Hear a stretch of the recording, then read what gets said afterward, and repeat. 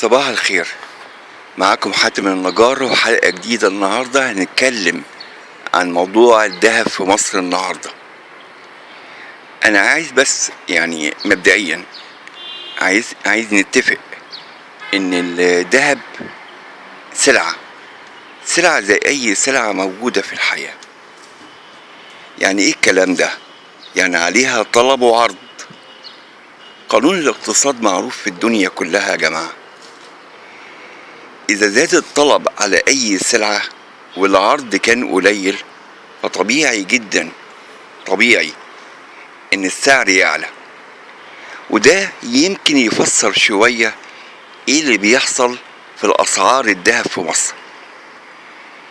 لما حصل هجوم على السلعة دي، وأنا أقصد هنا الذهب، لما حصل هجوم عليها الطلب زاد عن العرض. يعني إيه العرض؟ يعني الكمية الموجودة عند التجار. الكمية الموجودة عند التجار أقل كتير من الطلب عليها. الطلب عليها من جانب مين؟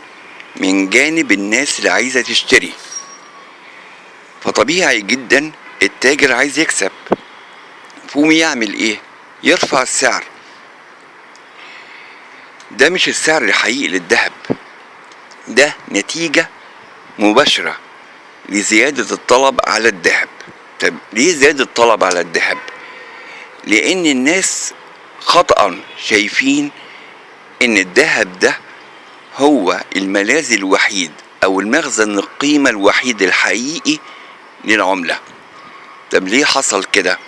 علشان خاطر التعويم الأول والتاني والتالت والرابع اللي بيحصل للعملة دلوقتي. أنا بتكلم عن الجنيه المصري على فكرة، مش بتكلم عن أي عملة تاني. طيب النتيجة للكلام ده إن الناس ابتدت تشتري ذهب بكميات كبيرة جدا، والمعروض من الذهب قليل قوي. فكان النتيجة إن التجار رفعوا سعر الذهب لأسعار مش حقيقية. والدليل على كلامي ده إن سعر الذهب بره جمهورية مصر العربية، السعر العالمي للذهب أقل بكتير من الذهب اللي بيتباع في مصر بالنسبة للسعر. نيجي لمشكلة تانية في موضوع الذهب بالذات.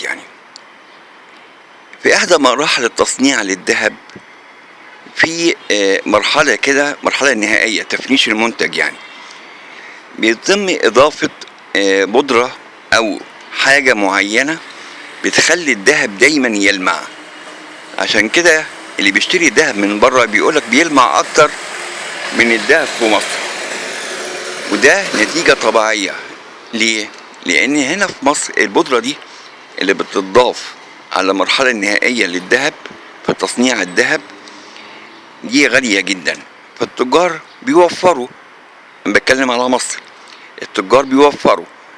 فالنتيجة للكلام ده إن الذهب في مصر بيكون مطفي شوية،